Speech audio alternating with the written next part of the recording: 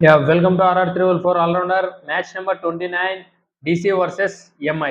ఈ మ్యాచ్ వచ్చేసి మనకు 13th ఏప్రిల్ ఈవినింగ్ మ్యాచ్ అనమాట. 7:30కి స్టార్ట్ అవుతుంది. ఇది వచ్చేసి అరుణ్ జైట్లీ స్టేడియంలో స్టార్ట్ అవుతుంది అనమాట, DC హోమ్ గ్రౌండ్లో.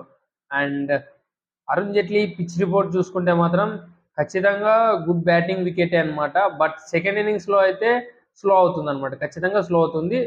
అండ్ సెకండ్ ఇన్నింగ్స్ బ్యాటింగ్ ఆడేవాళ్ళు గెలిచాలంటే కొద్దిగా ఎక్స్పీరియన్స్ యూజ్ చేస్తే మాత్రం గెలిచే అవకాశం ఉంటుంది అనమాట. అండ్ బేసికల్లీ బౌలర్స్కి అయితే ఇది స్పిన్ ఫ్రెండ్లీ వికెటే అనమాట. అండ్ పేసర్ చూసుకున్నా కూడా మంచి బౌన్స్ అండ్ సీమ్ మూమెంటం అయితే ఖచ్చితంగా ఉంటుంది. కాకపోతే సెకండ్ ఇన్నింగ్స్లో బ్యాటింగ్ చేసే వాళ్ళకి ఖచ్చితంగా అయితే ఇబ్బందులు గురవుతారన్నమాట. ఒకవేళ 190, 200 అయితే ఖచ్చితంగా ఇబ్బంది పడే ఛాన్సెస్ ఉంటాయన్నమాట సెకండ్ ఇన్నింగ్స్లో. ఫస్ట్ ఇన్నింగ్స్ వాళ్ళు 190 ప్లస్ చేస్తే సెకండ్ ఇన్నింగ్స్ వాళ్ళు ఖచ్చితంగా ఇబ్బంది పడే అవకాశం ఉంటుంది అనమాట. అండ్ డ్యూ విషయానికి వస్తే ఖచ్చితంగా అరుణ్ జైట్లీకి అయితే డ్యూ అయితే ఖచ్చితంగా ప్లే చేస్తారు. కాకపోతే స్పిన్ ఫ్రెండ్లీ వికెట్ కాబట్టి పిచ్ స్లో అవుతుంది కాబట్టి వాళ్ళకి ఇబ్బంది అని చెప్తాను అనమాట సెకండ్ బ్యాటింగ్ ఆడే వాళ్ళకి. అండ్ టాస్ విషయానికి వస్తే మాత్రం ఖచ్చితంగా నేనైతే ఫస్ట్ బ్యాటింగ్ తీసుకొని ఒక 200+ స్కోర్ చేస్తే గెలిచే ఛాన్సెస్ ఉంటాయి అని అనుకుంటున్నాను.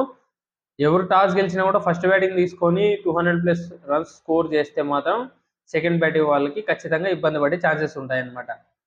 అండ్ ఇప్పుడు దాకా అరుణ్ జైట్లీ స్టేడియంలో వచ్చేసి 90 మ్యాచెస్ జరిగాయి. ఫస్ట్ బ్యాటింగ్ ఆడినోళ్ళు 43 టైమ్స్ గెలిస్తే సెకండ్ బ్యాటింగ్ ఆడినప్పుడు 47 టైమ్స్ గెలిచారనమాట. And first batting average score వచ్చేసి 170 ఉంటే సెకండ్ బ్యాటింగ్ యావరేజ్ స్కోర్ వచ్చేసి 155 మాత్రమే ఉందన్నమాట. చూడండి, దీన్ని చూడగానే మనకు అర్థమైపోతుంది సెకండ్ ఇన్నింగ్స్లో పిచ్ అనేది ఎంత స్లో అవుతుంది అనేది. కాకపోతే సెకండ్ ఇన్నింగ్స్ ఆడినోళ్ళు గెలిచారన్నమాట. అది ఎలా గెలిచారంటే 47 టైమ్స్ ఎలా గెలిచారంటే కొద్దిగా ఎక్స్పీరియన్స్ బ్యాట్స్మెన్స్ ఉంటారు కాబట్టి అందుకు గెలిచింటారు అన్నమాట. ఓకేనా.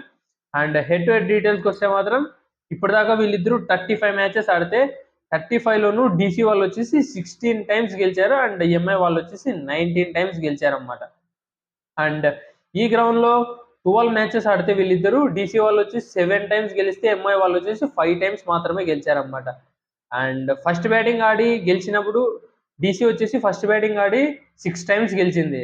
ఎంఐ వచ్చేసి ఫస్ట్ బ్యాటింగ్ ఆడి 12 టైమ్స్ గెలిచింది. అదే సెకండ్ బ్యాటింగ్ ఆడి DC 10 టైమ్స్ గెలిస్తే ఎంఐ వాళ్ళు వచ్చేసి 7 టైమ్స్ గెలిచారన్నమాట. మొత్తం ఓవరాల్గా ఇది ఆ గ్రౌండ్లో కాదు, ఇది ఓవరాల్గా అనమాట. ఓకేనా. అండ్ ప్లేయింగ్ 11 విషయానికి వస్తే మాత్రం ఎంఐ వాళ్ళకైతే చాలా ప్రాబ్లమ్స్ ఉన్నాయి. DC వాళ్ళకి ప్రాబ్లమ్స్ అని చెప్తే మీరు నన్నే తిడతారన్నమాట. ఎందుకంటే వాళ్ళు అన్ని మ్యాచ్లు గెలుస్తున్నారు కాబట్టి ప్రాబ్లమ్స్ ఏం కనిపిస్తున్నారు. కాకపోతే ప్రాబ్లమ్స్ అయితే ఉన్నాయి. అవి ఎక్కడున్నాయి? Jake Fraser and du Plessis and ఇంకా మిగతా వాళ్ళందరూ మంచిగానే పర్ఫామ్ చేస్తున్నారన్నమాట. జాక్ ఫ్రెజర్ అండ్ డూప్లిసిస్ నుంచి వాళ్ళు కొద్దిగా ప్రాబ్లం ఉంది. ఇంకా ముంబై పక్క అయితే చెప్పలేంలే వాళ్ళ గురించి. ఇప్పుడు దాకా జరిగిన దాంట్లో అయితే మొత్తం అంతా ఒక ఇండియన్ టీం ఒక హాఫ్ టీం ఉంది దాంట్లో. మొత్తం రెగ్యులర్గా ఆడేవాళ్ళు Rohit Sharma and Hardik Pandey and Suryakumar, Tilak Varma and Jasprit Bumrah, 5 members Indian playing 11లో ఉండే వాళ్ళు ఉన్నారనమాట. ఇండియన్ ప్లేయింగ్ 11లో వాళ్ళు ఎవ్రీ గేమ్ ఆడేవాళ్ళు వాళ్ళు. అలాంటి వాళ్ళని పెట్టుకొని కూడా ఒక హాఫ్ టీం ఇండియా టీం ఆడుతుందంటే ఇంకా మీరే అర్థం చేసుకోండి ఎలా ఉంటుంది ఆ టీము. కాకపోతే వాళ్ళు అయినా కూడా గెలవట్లేదన్నమాట. ఓకేనా. అండ్ ఫస్ట్ హోమ్ టీం అయిన DC ప్లేయింగ్ 11 చూసుకుంటే మాత్రం Jake Fraser and Faf du Plessis ఉండే అవకాశం ఉంటుంది. And KL Rahul and Tristan Stubbs and Axar Patel and Ashutosh Sharma and Vipraj Nigam and Mitchell Starc and Mohit Sharma, Kuldeep Yadav and Mukesh Kumar ఉండే అవకాశం ఉంటుంది. ఇంపాక్ట్ ప్లేయర్గా అభిషేక్ పోరెల్ ఉండే అవకాశం ఉంటుంది అనమాట. అండ్ అభిషేక్ పోరెల్ 1 డౌన్లో వస్తాడు. KL రాహుల్ తెలుసు కదా 2 డౌన్లో ఆడతాడు. అండ్ ఎంఐ ప్లేయింగ్ 11 చూసుకుంటే మాత్రం రోహిత్ శర్మ ఉంటాడా ఉండడా నాకు కూడా డౌటే ఉంది. కాకపోతే ఖచ్చితంగా ఉంటాడని అనుకుంటాను. Rohit Sharma and Ryan Rickelton ఓపెనర్లో ఉండే అవకాశం ఉంటుంది. 1 డౌన్లో ఇంకా Will Jacks, Suryakumar Yadav, Tilak Varma 5 down అంటే కష్టమేమో నాకు తెలిసి. దాన్ని 1 డౌన్లో పంపించి సూర్యని లాస్ట్లో వచ్చి హిట్టింగ్ ఏమని చెప్పాలా. ఒకవేళ లేదు వాళ్ళు త్వరగా అవుట్ అవుతున్నారంటే ఇంక మనం ఏం చేయలేం.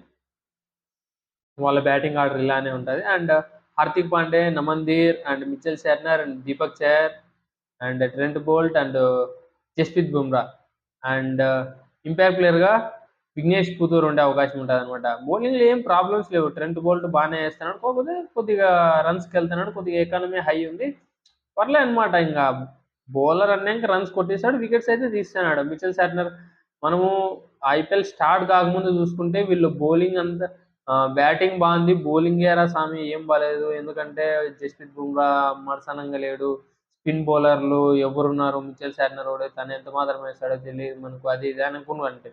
కాకపోతే ఇప్పుడు వాళ్ళే బాగా వేస్తున్నారు అనమాట.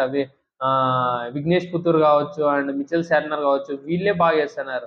అండ్ హార్దిక్ పాండే చూసుకుంటే బ్యాటింగ్లో అయినా బౌలింగ్లో అయినా మంచిగానే బౌలింగ్ వేస్తున్నాడు, మంచిగానే బ్యాటింగ్ ఆడుతున్నాడు అనమాట. వీళ్ళు చూసుకుంటే సూర్యకుమార్, తిలక్ వర్మ, వీళ్ళు చూసుకుంటే ఒక మ్యాచ్ తిలక్ వర్మ స్లోగా ఆడి మ్యాచ్ ఓడిపించినాడు. అది ఇంకొక మ్యాచ్ చేతిలో ఉండే మ్యాచ్ సూర్యకుమార్ స్లోగా ఆడి 28 బాల్స్కి 28 కొట్టి తను ఓడిపించాడు. ఇంకో మ్యాచ్లో సూర్యకుమార్ తిలక్ వర్మ 25 బాల్స్లో 28 కొట్టి తను ఓడిపించినాడు అనమాట. అలా వాళ్ళలోనే వాళ్ళ టీంలోనే వాళ్ళకి శత్రువులు ఉన్నారు, ఇంక గెలిచకూడదని. ఇంక మనం ఏం చేస్తాం చెప్పు దానికి. ఈ మ్యాచ్ మంచిగానే పుంజుకొని బాగానే ఆడతారని అనుకుంటున్నా, చూద్దాం. అండ్ ప్లేయర్ బ్యాటిల్ చూసుకుంటే మాత్రం fab du Plessis versus Trent Boult. ఇప్పుడు దాకా ఫ్యాబ్ డూప్లెసిస్ ట్రెంట్ బోల్ట్ దాంట్లో 191 రన్స్ చేసి 5 టైమ్స్ అవుట్ అయ్యాడు, సైడ్ వచ్చేసి 127 ఉందన్నమాట. And KL Rahul versus Jasprit Bumrah బౌలింగ్లో కేఎల్ రాహుల్ వచ్చేసి ఇప్పుడు దాకా 146 రన్స్ చేసి 2 టైమ్స్ అవుట్ అయ్యాడు, స్ట్రైక్ వచ్చేసి 124.8 ఉందన్నమాట. And Rohit Sharma versus Axar Patel 63 runs చేసి 3 టైమ్స్ అవుట్ అయ్యాడు, అండ్ స్ట్రైక్ వచ్చేసి 191 ఉందన్నమాట. అండ్ ఇంకా మిగతా వాళ్ళవి అభిషేక్ పోరాల్ కావచ్చు అండ్ అశుతోష్ శర్మ కావచ్చు, వాళ్ళు ఎవరు ఇంకా వీళ్ళని ఫేస్ చేయలే అనమాట. ట్రెంట్ బోల్టన్ కావచ్చు, దీపక్ చహర్ కావచ్చు, అంతగా ఫేస్ చేయలేదు. ఒకవేళ ఫేస్ చేసినా 1-2 సార్లు మాత్రమే ఫేస్ చేశారు, ఇంక మిగతా వాళ్ళు అవుట్ అయిపోయారు అనమాట. అలాంటివి చెప్పుకొని కూడా ఏమీ ప్రయోజనం లేదు కాబట్టి వాళ్ళు చెప్పలేదు. అండ్ వార్ బ్యాటిల్స్ చూసుకుంటే మాత్రం జస్ప్రీత్ బుమ్రా వర్సెస్ కేఎల్ రాహుల్ అనమాట. మంచి వార్ బ్యాటిల్ అయితే ఉండబోతుంది, చూద్దాం. పవర్ ప్లేలో బౌలింగ్ చేస్తే ఒకవేళ బుమ్రా కేఎల్ రాహుల్కి బౌలింగ్ చేసే అవకాశం ఉండదు అనమాట. ఎందుకంటే పవర్ ప్లేలో ట్రెంట్ బోల్ట్ ఖచ్చితంగా 2 ఓవర్లు వేస్తాడు, అండ్ దీపక్ చహర్ 2 ఓవర్స్ వేసే అవకాశం ఉంటుంది. హార్దిక్ పాండే వేసే అవకాశం ఉంటే ఒకవేళ మిడిల్ ఆర్డర్లో కేఎల్ రాహుల్ వస్తాడు కాబట్టి కేఎల్ రాహుల్కి బౌలింగ్ చేసే అవకాశం ఉంటుంది. లేదు వికెట్స్ పడడం లేదు, రన్స్కి వెళ్తున్నారు అంటే మాత్రం ఖచ్చితంగా జస్ప్రీత్ బుమ్రాని పవర్ ప్లేలోనే ట్రై చేస్తారు. అండ్ మిడిల్ ఆర్డర్లో కేఎల్ రాహుల్కి గట్టి పోటీ ఉండదన్నమాట, ఇంకా ఫ్రీగా రన్స్ చేసే అవకాశం ఉంటుంది. చూద్దాం వీళ్ళిద్దరి మధ్య వార్ బ్యాటిల్ అనేది ఎలా ఉంటుంది, కెప్టెన్సీ ఎలా చేస్తాడనేది Hardik Pandey. And Starc versus Rohit Sharma కూడా మంచి వార్ బ్యాటిల్ అయితే ఉండబోతుంది. లెఫ్ట్ ఆర్మ్ పేసర్ అంటే తెలుసు కదా రోహిత్ శర్మకి ఎలా ఉంటుందో, కొద్దిగా ఎక్కడో మిస్ అవుతుంది. ఇంకా ఇప్పుడు దాకా అయితే అలాంటి పర్ఫార్మెన్స్ అయితే రాలేనమాట. 1-2 సార్లు కొట్టాడు, మన T20 వరల్డ్ కప్లో చూసాం స్టార్క్ని ఎలా ఆడాడని. కాకపోతే స్టార్క్ బౌలింగ్లోనే అవుట్ అయ్యాడు ఆ రోజు కూడా. చూద్దాం ఈరోజు ఎలా ఆడతాడు అనేది స్టార్క్ అని. అండ్ హార్దిక్ పాండే వర్సెస్ అశుతోష్ శర్మ, వీళ్ళిద్దరి మధ్య మంచి ప్లేయర్ బ్యాటిల్ అయితే ఉండబోతుంది. డీసీకి మంచి ఫినిషర్ అనమాట అశుతోష్ శర్మ, అండ్ ఎంఐకి మంచి బౌలర్ అనమాట, and front line wicket taker అనమాట హార్దిక్ పాండే. చూద్దాం ఎలాంటి బౌలింగ్ చేస్తాడు అనేది హార్దిక్ పాండే అశుతోష్ శర్మకి. వీళ్ళిద్దరి మధ్య కూడా మంచి వార్ బ్యాటిల్ అయితే ఉండబోతుంది. అండ్ ఫైనల్ విన్నింగ్ ప్రిడిక్షన్కి వచ్చేసరికి ఇప్పుడు దాకా ఆడింది చాలు అనే అనుకుంటున్నాం ముంబైది. ఎందుకంటే వాళ్ళు ఫస్ట్లో ఎప్పుడైనా 3-4 మ్యాచ్లు ఓడిపోయి దాని తర్వాత గెలుస్తా అంటారు. అండ్ డీసీ అయితే ఇప్పుడు దాకా ఒక్క మ్యాచ్ కూడా ఓడిపోలేదు, అన్ని మ్యాచ్లు గెలిచారు. ఎంఐ వాళ్ళు వచ్చేసి ఒక్క మ్యాచ్ మాత్రమే గెలిచి మిగతా మ్యాచ్లన్నీ ఓడిపోయారు అనమాట. అండ్ రెడ్ హాట్ ఫామ్లో ఉన్న డీసీ వాళ్ళు హాట్ ఫేవరెట్ అనమాట డీసీ వచ్చేసి. కాకపోతే ఈ మ్యాచ్ నాకు తెలిసి ఒకవేళ ఎంఐ గెలిచే ఛాన్సెస్ ఉన్నాయి అనుకుంటాను, ఒక 5% మాత్రమే. ఎందుకంటే వాళ్ళు ప్లేయర్ చూసుకుంటే రోహిత్ శర్మ నిలబడితే వాంచుతారా స్వామి అనేది ఉంది, అండ్ విల్ జాక్స్ నిలబడితే దుమ్ము దులుపుతారా అనేది ఉంది, సూర్యకుమార్, తిలక్ వర్మ నిలబడితే మామూలుగా ఉండదు, సునామీనే ఢిల్లీలో అరుణ్ జైట్లీ స్టేడియంలో సునామీ వస్తుందరా స్వామి అన్నట్లుంది. హార్దిక్ పాండే తెలుసు కదా, స్పిన్ వేస్తే మామూలు కొట్టాడు, కొడితే 90 మీటర్లు కొడుతుంటాడు.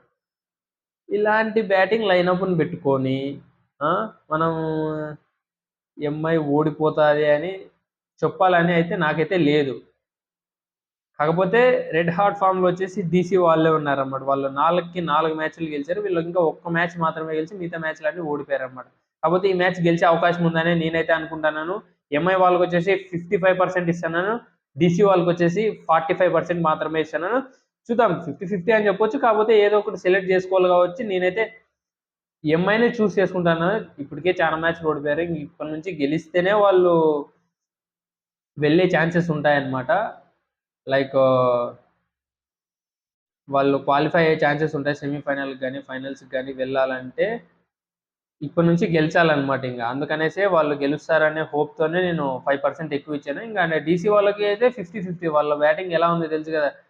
ఇంకా వాళ్ళ సైడ్ నుంచి ఓపెనింగ్ మడసనంగా ఆడడం లేదు. వాళ్ళు ఒకవేళ ఓపెనింగ్ ఆడారు అంటే కింద కేఎల్ రాహుల్ కావచ్చు, స్టెప్స్ కావచ్చు, పురేల్ కావచ్చు, ఇంక దుమ్ము దులిపి పారేస్తారు. అశుతోష్ శర్మ కావచ్చు.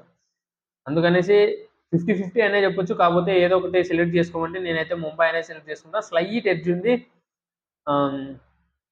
అంతే అనమాట. అండ్ ఇప్పటిదాకా మీరు ఈ వీడియో చూసింటే మాత్రం మీకు నచ్చిందనే అనుకుంటున్నాను. అండ్ ఈ వీడియో నచ్చింటే మాత్రం మీకు లైక్ చేసి సబ్స్క్రైబ్ చేసుకోండి. అండ్ మీ ఫ్రెండ్స్లో ఎవరైనా క్రికెట్ లవర్స్ ఉన్నా కూడా ఈ వీడియో షేర్ చేయండి. నేనైతే ఎంఐ గెలుస్తుందని అనుకుంటున్నాను 55%, డీసీకి వచ్చేసి 45% ఇస్తాను. అండ్ మీ రేటింగ్ గెలుస్తుందనేసి కామెంట్ చేయండి. చూద్దాం ఎంతమంది కరెక్ట్గా గెస్ చేస్తారనేది. Thank you guys.